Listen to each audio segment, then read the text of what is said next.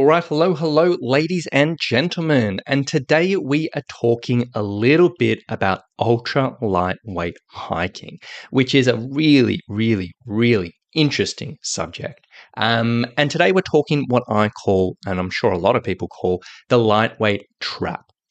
Now, this was inspired by a conversation I had recently in our Facebook group.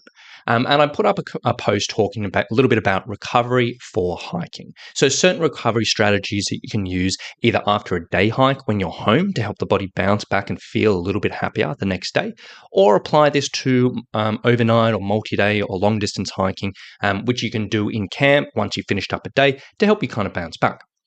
And the stuff I talked about, it's stuff I've talked about a million times in this podcast before. I mentioned self-massage, so spending a little bit of time rolling over sore muscles, whether it's with a water bottle, a trekking pole, or a foam roller if you're at home. I talked about sports compression garments, so wearing some compression tights or some compression socks for a couple of hours to help things keep a little bit more comfortable. I talked about making sure you get food in immediately after, getting some carbohydrates and protein to help kickstart your recovery. I've talked about rehydrating and a little bit of active recovery. So if you are having, do a day hike and the next day you're at home, just making sure you just do a little bit of movement to help things bounce back. Really basic stuff, which I've talked about a million times before. Then someone commented on this post just sort of saying, look, some of these things are not really doable on a multi-day hike. I was like, hey, you know what? In all honesty, most of this is pretty doable. Self-massage you can do with just your water bottle or trekking pole. Compression garments, pretty lightweight. You can just leave it in your pack and use that as camp wear as an option. Food and hydration, pretty simple. Active recovery, you may not really do this on a multi-day hike unless you're doing a 0 day or a rest day or whatever it may be. And I sort of laid that out, and they kind of ignored what I said, as people do, and basically just jumped on the idea, and they sort of said, hey, they weren't interested in sports compression garments, and they listed off a bunch of reasons, but they said one of the reasons was they weigh too much, and it's going to weigh down their pack, and they just prefer to bring more food. And, I understand that line of thinking, and, that's totally fine. And, I personally really do like the benefits of sports compression garments on overnight hiking. But in all honesty, of all the things that I recommend, they're not something that I try to push on everyone. I say they're good, but, they do cost a bit of money. It's not cheap and free and easy. The sports compression garments cost you like $100 or something. So, they are pricey, and I don't push them too much. And that was kind of pretty much the whole conversation. It wasn't controversial, wasn't anything big deal. But looking at this conversation, it does bring up a very interesting point. And one thing that I see again and again and again and again in the world of hiking. Hikers obsess about their pack weight, about bringing down their weight, whether it's at the level of, just a normal hiker, just trying to shave off a half kilo here and there, all the way down to ultralight hikers who are trying to shave off every single gram or whatever it may be. And that is absolutely fair enough because, I fully understand having a lighter pack makes things easier, and that's pretty straightforward. But I all too often see people just taking this a little bit too far and maybe looking at this a little bit backwards. Because, as I said, on the front of things, a lighter pack technically will make things easier. Every single step you take on the trail will take less effort. That is fair enough. And that is absolutely great. We definitely should strive for a lighter pack where we can, only to an extent. Because realistically, there are so many different things which can affect how hard things feel, how much energy we have, how much enjoyment we have, and ultimately how we actually feel on our days of hiking. And if you're compromising on some things which can actually be beneficial purely for the sake of weight, well, in all honesty, it's a little bit backwards. So let's put this in a few examples. Let's talk about food. And this is something that, some people will often do. And when they're on a multi-day hike or an ultra-day hike, they will compromise on food.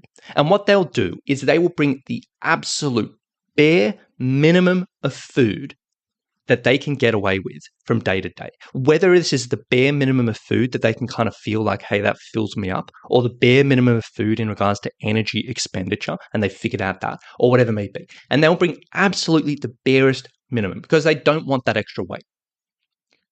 But if you're going about this and you're purely just looking at the bare minimum of food, you're probably selling yourself short because food is fuel.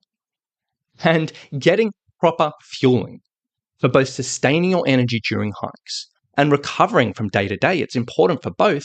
It's going to impact you way, way, way, way more than an extra half kilo weight in your pack. In the sense, if you have a little bit more food, if you have enough food to actually fuel you properly, to give you energy and sustain energy through the day, to give the body enough fuel in between the days of hiking to recover, so you wake up fresher, you start the day with more energy and go through things, that in itself is going to be way more beneficial than just skimping out on things.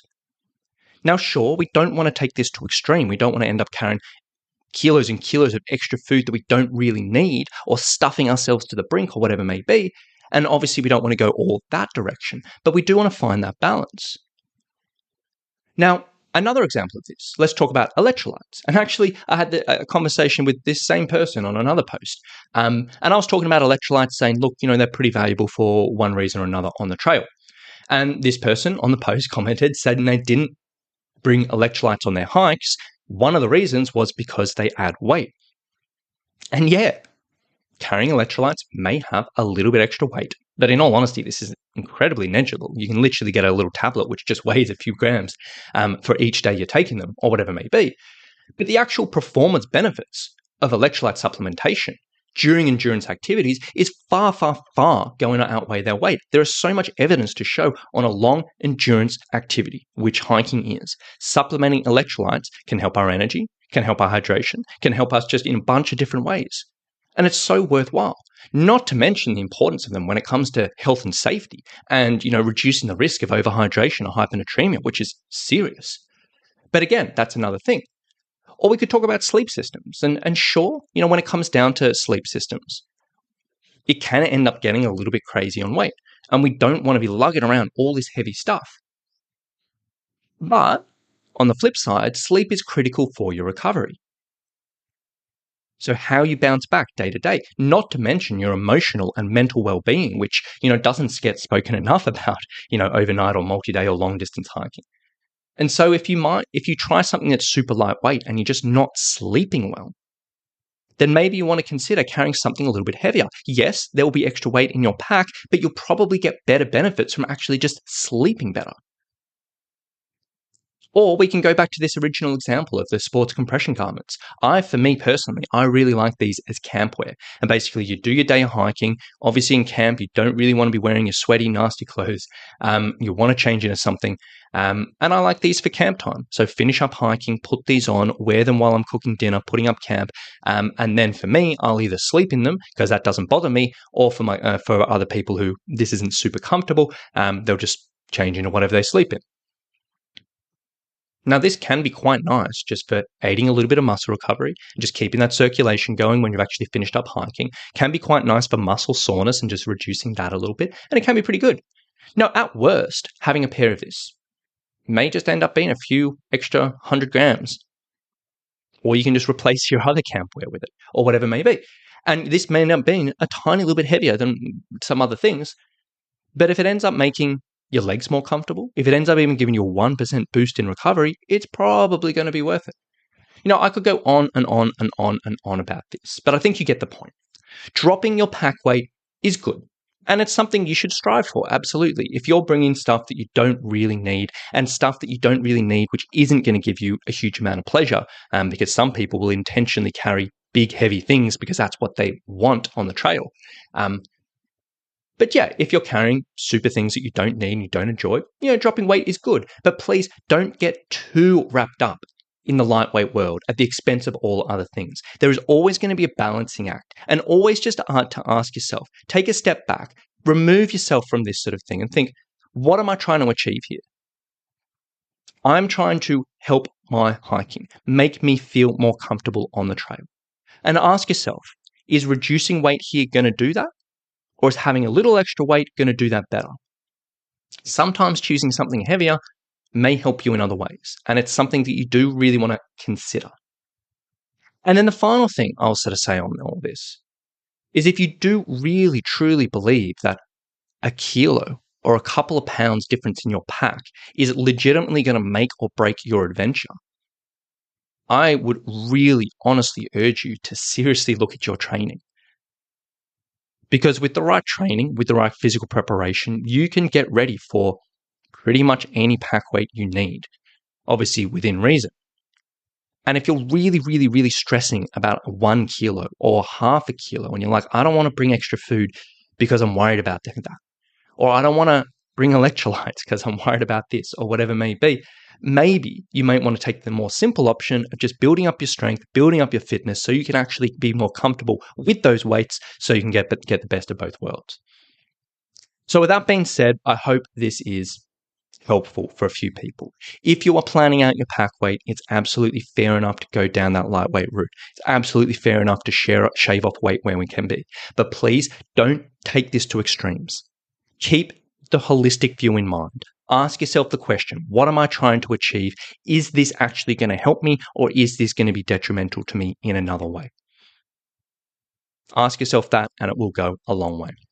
So with that being said, I think that's enough on this subject. Hope that makes sense. I hope that helps a few people. And I hope it can make a bit of a difference for your packing on the trail. So thanks for listening, and we'll talk to you very, very soon. Bye.